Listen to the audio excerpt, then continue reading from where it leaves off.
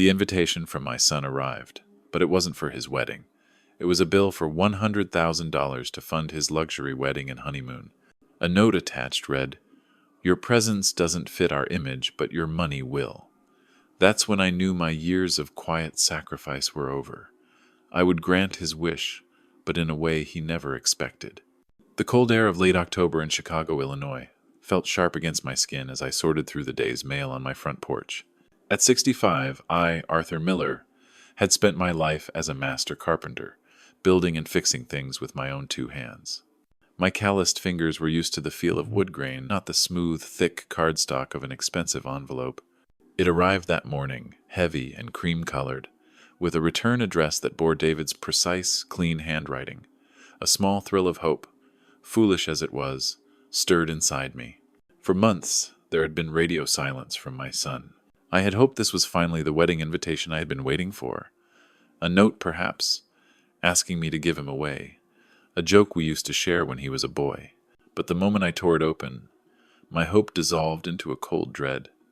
There was no invitation. Instead, a stack of crisp, professional papers slid out.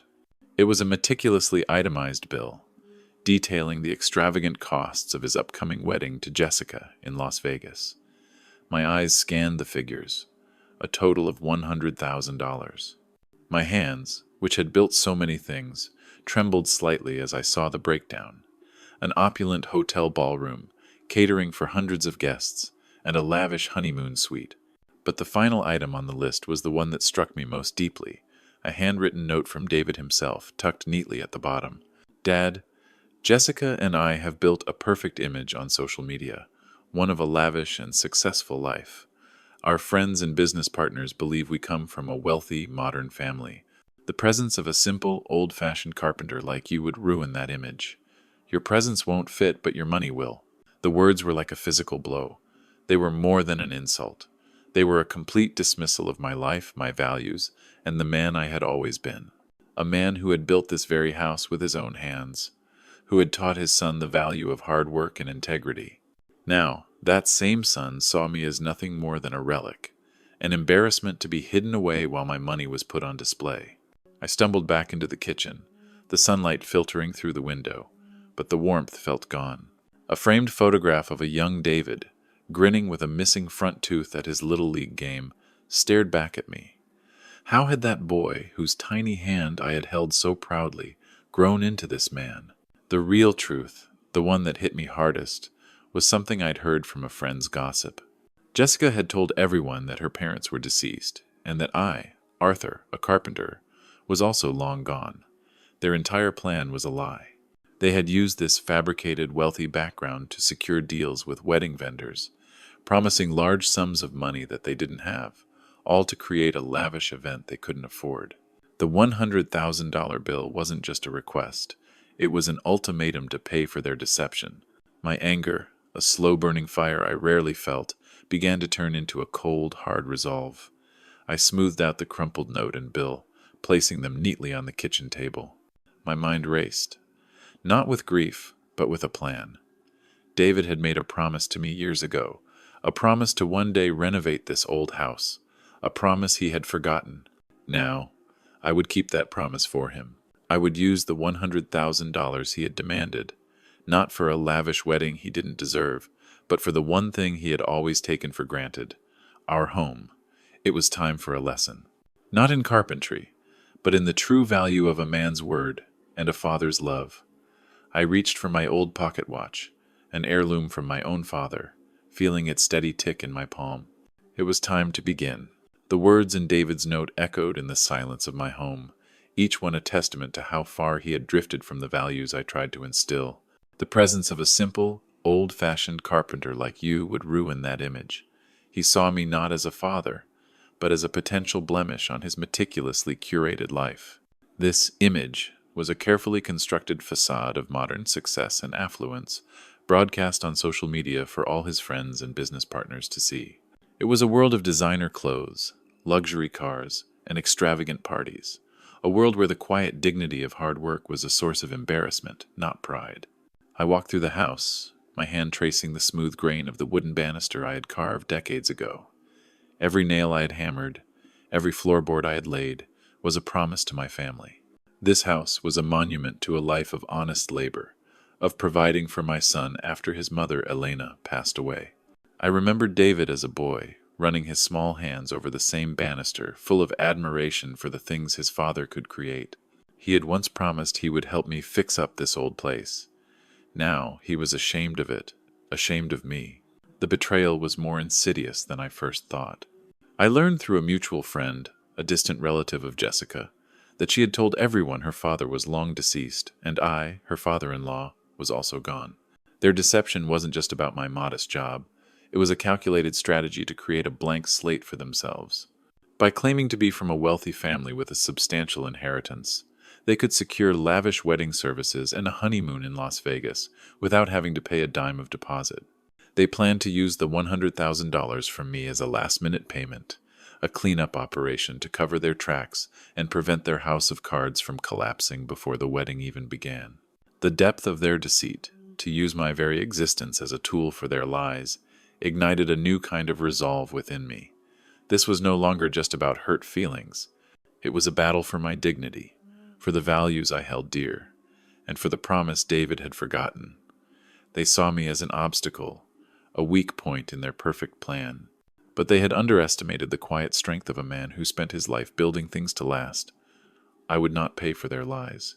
Instead, I would use that money to rebuild something real and meaningful. I picked up the phone and dialed a number I hadn't called in years. "John? It's Arthur." My voice was steady, my mind clear. "I need your help with a project. A very important project. It's time to keep a promise." My old friend, John the plumber, a man who had seen our family through good times and bad, listened patiently. He didn't ask for details, only said, "I'm with you, Arthur. Tell me what to do." I smiled, a slow, bitter curve of my lips. They wanted my money, but they would get something far more valuable, a lesson in the true cost of their entitlement. With my resolve hardened, I knew my actions had to be as deliberate as the strokes of a plane against a rough plank of wood. This was not about blind rage. It was about surgical precision. The $100,000 David and Jessica had demanded for their wedding was already gone. I had transferred the entire sum from my savings, not to their account, but to a separate one I had opened specifically for my new project, the full renovation of my home. This wasn't revenge. It was a promise kept. The irony was not lost on me. They wanted me to finance their facade, but instead, they were financing my truth. The first step was to honor my old craft. I spent days meticulously planning the remodel, drawing blueprints on yellowed paper that had sat in my workshop for years. I focused on revitalizing the house's bones, blending its classic, sturdy foundation with modern comforts. The scent of sawdust filled the air again as I began to strip away the old, worn layers.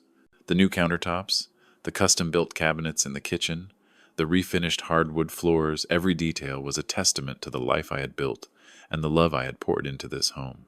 I was a carpenter, and this was my masterpiece. My friend John, with his gruff exterior and heart of gold, arrived with his tools and a knowing look. He was a master plumber, and together we were a formidable team, just as we had been for countless projects over the decades. He didn't question my decision. He simply rolled up his sleeves and got to work.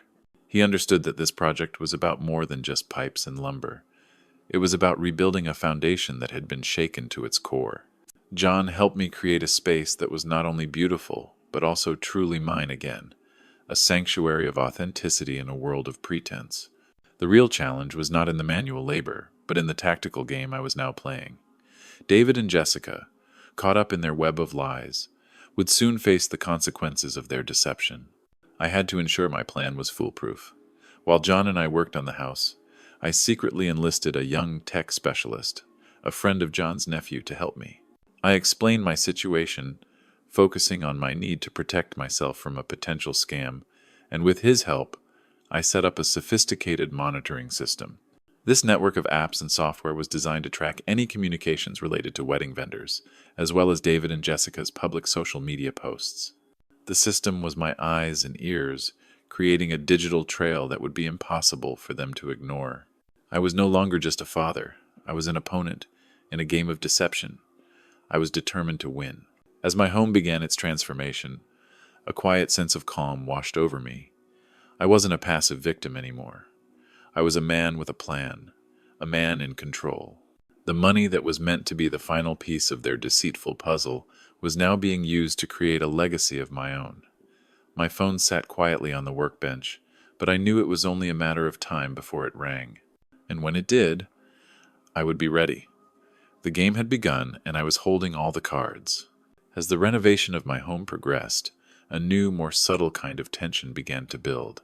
John and I worked tirelessly, the sound of hammers and saws replacing the deafening silence that had filled the house for months. But while we worked on the physical structure, a different kind of foundation was being laid, one built on information and strategy. The first hint of trouble came not from David, but from a frantic message from a catering company, which was immediately flagged by my system. They were demanding the final payment for the wedding, a sum David and Jessica had assured them was on its way. The messages that followed were a fascinating, and at times pathetic, display of their panic. Jessica, ever the actress, was trying to charm and manipulate the vendors, claiming a family emergency had delayed the transfer. David, on the other hand, was frantic, calling a different vendor every hour, trying to find a way to stall without raising too much suspicion. It was a house of cards beginning to sway in the wind. Meanwhile, John, my old friend, was doing his part in a more traditional way. He was a pillar of our small community, a man who knew everyone and was trusted by all. While having coffee at the local diner, he would casually mention how I was dedicating myself to a secret project at home, spending my life savings on a promise David had made to me years ago. He never revealed the full story, but his words were enough. The rumors began to spread through the small town like wildfire, reaching David and Jessica's social circles through mutual acquaintances. The facade they had so carefully constructed was beginning to crack, not just with their vendors, but with their peers. My phone, which had been silent for months, now buzzed with calls and texts from David. I ignored the first few, letting them go to voicemail. Their messages grew more urgent, their composed tones replaced with an undercurrent of panic. "Dad, what's going on with the money? The caterers are threatening to pull out." One message read, "I'm working on a very important promise, David. The money is being used for a higher purpose." I would reply in a text, my words a deliberate echo of his own condescending tone. He had always seen me as a simple man with a simple life, but now he was beginning to see me as a force he couldn't control. The game was changing. They were no longer the ones in control. Every frantic call, every panicked text was proof that their foundation of lies was weaker than they thought. I was a quiet man, but my actions were speaking louder than any argument I could have with my son. The wedding, their perfect, extravagant wedding, was turning into a logistical nightmare, and they were beginning to realize that the man they had scorned was the only person who could save them. But a man who had built his life on honesty and integrity was not so easily swayed. I was fighting a modern battle with old-school values, and I needed all the tools I could get. The day of the wedding in Las Vegas was everything David and Jessica had dreamed of, and more, at least in their minds. But in reality, it was a spectacular and embarrassing logistical failure.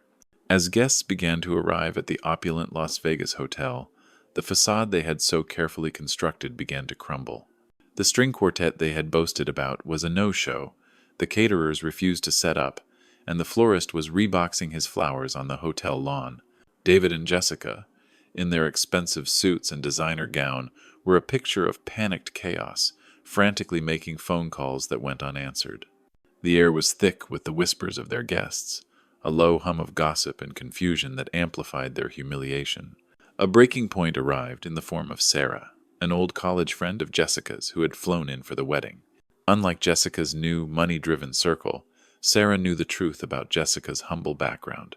She had overheard a conversation about the wedding's financial troubles, and was instantly suspicious. Approaching Jessica, she asked, "I heard your father passed away, but I just saw your father-in-law, Arthur, walking around town looking happier than ever. What's going on, Jessica?" Jessica's face, already pale with panic, went completely white. She tried to stammer out a lie, but her words were hollow. The truth, once a secret, was now a public spectacle, and it spread through the crowd like wildfire. Jessica's fabricated story of a wealthy inheritance, the one she had used to get free services from vendors, was now completely exposed. The public exposure was more than David could handle. He turned on Jessica with a venomous rage I had never seen. "You told everyone your parents were dead? What kind of insane lie is that?" Their private conflict, once just whispered arguments, was now a loud and public fight. The guests, who had come to celebrate a perfect union, were now witnessing its spectacular disintegration.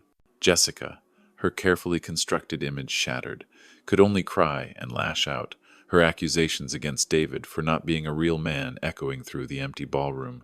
In a fit of desperation and shame, with their carefully crafted life in ruins, David made a last-ditch decision. He grabbed Jessica's hand, his expression a mix of rage and despair, and dragged her out of the hotel. He wasn't thinking about his guests, his image, or the money he had lost. All he could think about was the one person who might have an answer, the one man he had so callously dismissed. They piled into their car, a desperate, silent retreat from the scene of their humiliation, and drove all the way back to Chicago, to the one place they thought they could never return. My house. The drive back to Chicago was a desperate blur of neon lights and silent fury. David and Jessica, stripped of their composure and their perfect image, sat in a car filled with the suffocating weight of their failure. Their extravagant wedding, the one they had demanded I fund, was a complete disaster. The very public humiliation they had orchestrated for me had, in a beautiful and terrible twist of fate, become their own. Their frantic calls had gone unanswered. The last person they would ever want to see was me, but I was the only one they could turn to. I, the simple carpenter they had banished, was the last port in their storm. When they arrived at my house, in the quiet suburbs of Chicago, the sight that greeted them was not what they expected. The house they had so callously dismissed as old-fashioned was gone. In its place stood a masterpiece, a work of art that was both classic and modern, a testament to my years of hard work and quiet dignity. The exterior, once a tired beige, was now a deep, warm gray, with new windows that gleamed in the twilight. The front door, a solid oak I had personally carved, was a beacon of welcome, its intricate details a symbol of a promise fulfilled. David and Jessica stood on the lawn, their expensive clothes disheveled, their faces pale with exhaustion and shock. They had come seeking refuge, but they had found something far more profound, a home. They walked slowly up the new stone pathway, their eyes wide with disbelief. The garden, once overgrown and neglected, was now a tranquil space with a small flowing fountain and meticulously cared for flower beds. The scent of pine and fresh paint filled the air, a stark contrast to the stale, manufactured air of their Las Vegas hotel. They knocked on the new oak door, their knuckles rapping against the wood with a quiet desperation. I opened the door, and for the first time in months, I stood face to face with my son. He looked different now. The arrogant swagger was gone, replaced by a defeated slump. His eyes, once full of ambition, were now clouded with confusion and shame. Jessica stood behind him, her designer gown visible beneath a hastily thrown-on coat, her makeup streaked with tears. She said nothing, her silence a stark contrast to the endless stream of carefully curated posts she had once filled social media with. They had come to me as a last resort, expecting an argument, a lecture, or maybe, just maybe, an easy bailout. But I offered them none of that. Instead, I simply gestured for them to enter. The home they had so readily dismissed was now the only place they had left. And in a way, it was a home they themselves had financed, not with their love or their respect, but with their callous disregard for a father's honor. The moment David and Jessica stepped through the door, the fragile truce between them shattered. They had been silent for the entire drive from Las Vegas, a silence born of shock and shared desperation. But the sight of my living room, no longer the relic they had disdained, but a masterpiece of wood and light, was too much. It was a physical manifestation of a truth they had tried to bury, and it exposed the ugliness of their own conflict.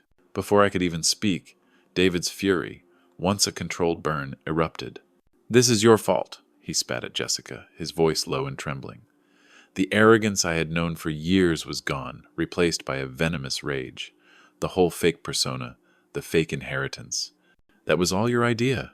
Jessica, her face streaked with tears and smudged makeup, recoiled as if slapped.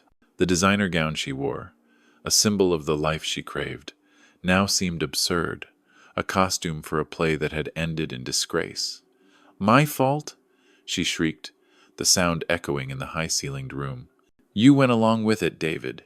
You were so happy pretending to be the rich architect with the wealthy wife. You never once cared where the money came from, as long as it kept your lavish life going." Their argument, once a whispered frustration, now became a public brawl, a frantic attempt to deflect blame. Their voices, filled with years of unspoken resentment, bounced off the new drywall. Jessica, pointing a trembling finger at David, screamed, "You're a coward! You're just like your father, a simple man who can only blame others for his own failures." And that was the breaking point. The quiet calm I had cultivated over the past few weeks dissolved, replaced by a righteous indignation. "Enough," I said, my voice cutting through their noise like a sharp saw. "Jessica, you are right. David is just like me.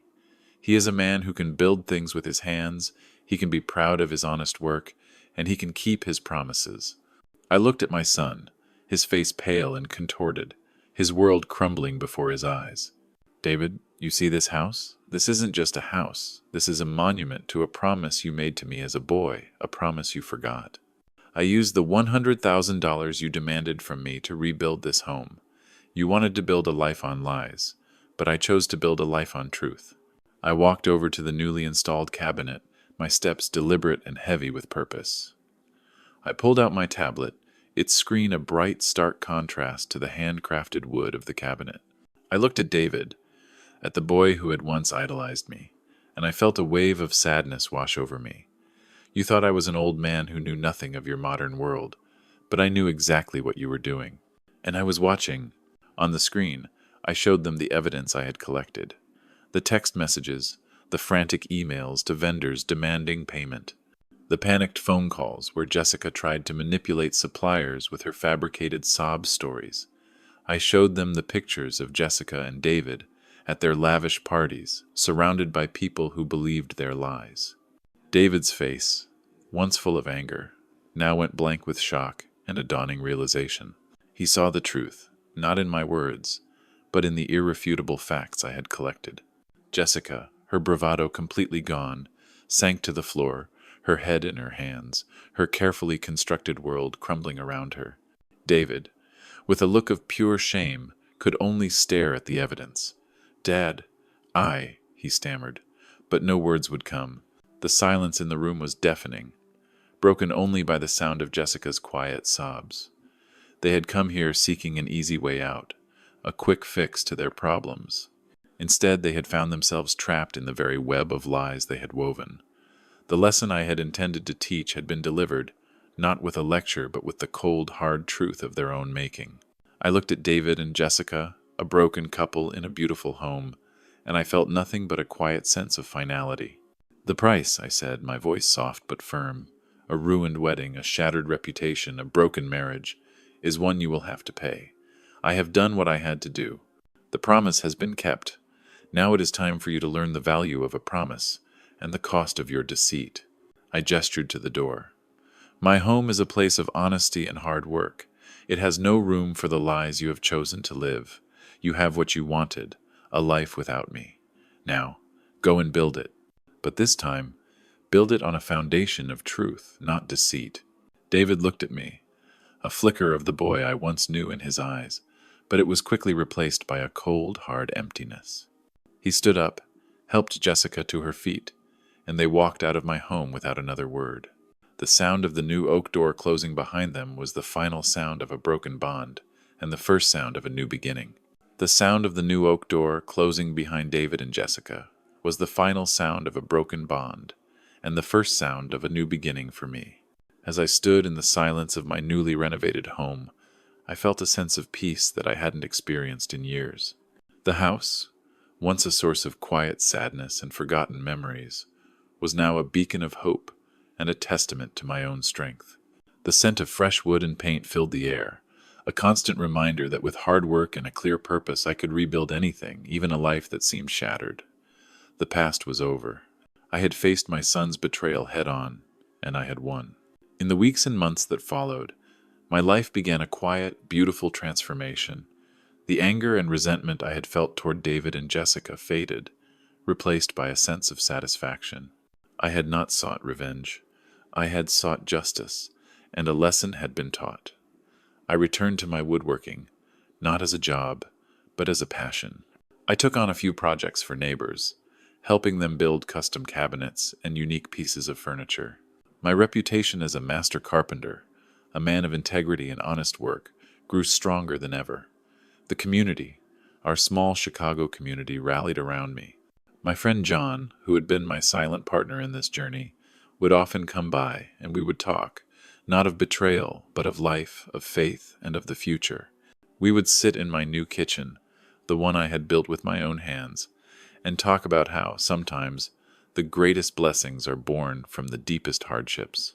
As for David and Jessica, the consequences of their actions were swift and severe. Their social media facade, the very foundation of their perfect image, crumbled under the weight of their public humiliation. The business partners and friends they had so desperately tried to impress quickly distanced themselves, unwilling to be associated with people who built their lives on lies. Jessica, a woman who valued appearances above all else, was particularly devastated. Her reputation as an event planner was in tatters. They lost everything they had built on false pretenses. The lavish apartment in downtown Chicago became a distant memory as they struggled to find new jobs and a place to live. The lesson was brutal, but it was one they desperately needed to learn. A house built on lies is destined to fall. I often thought about David not with anger, but with a quiet hope. The last time I saw him, he was leaving my home, his face etched with shame and defeat. I hoped that in that moment, he had truly seen the truth. I prayed to God that he would find his way back to the values I had tried to teach him, that he would learn to value honesty and hard work over a life of pretense. I hoped that this painful experience would be his wake-up call, a divine intervention in a life spiraling out of control. As a father, I had to let him go, but as a man of God, I could always hope for his redemption. My own life, however, was filled with new purpose. My home was more than just a house now. It was a sanctuary. I began volunteering at a local community center, teaching young kids the art of carpentry. It was there, surrounded by the scent of wood and the excited chatter of children, that I truly found my peace. I was not just building things, I was building futures, passing on the values of hard work, patience, and integrity that had defined my own life. I learned that true joy comes not from what you take, but from what you give. These small acts of kindness filled my days with a joy that David's lavish wedding could never have provided. This chapter of betrayal stories had closed, and a new one, filled with purpose, had begun. I understood now that the universe, or God, often works in mysterious ways. The pain of my son's betrayal was a bitter pill to swallow, but it had forced me to confront my own quiet resignation. It had pushed me to stand up for myself, to fight for my dignity, and to rebuild not just my home, but my life. I had gone from being a quiet, grieving widower to a man with a purpose, a man who had reclaimed his identity and his worth. I prayed to God that David would one day understand that the greatest gift I had given him was not money, but the hard-earned lesson that integrity and honesty are the only true foundations for a happy life. This was the most important thing I could give him, far more valuable than a $100,000 check. The truth is, some betrayal stories don't end in happy reunions, but in hard-won lessons. The bond between a father and son is a sacred thing, but when that bond is broken by deceit, sometimes the only way to heal is to let go and trust that God has a bigger plan. I had a new home, new friends, and a new purpose. My life was full, not with things, but with meaning. The anger was gone, the pain was a distant memory, and the man who had once been broken was now whole. I had won not because I had hurt my son, but because I had found my own truth. If you found value in this story, I would be so grateful if you would show your support by liking this video, subscribing to the channel, and sharing your thoughts in the comments. I love hearing from you and learning from your own experiences. To discover more stories about redemption and life lessons, be sure to click on the box on the left. Thank you for watching.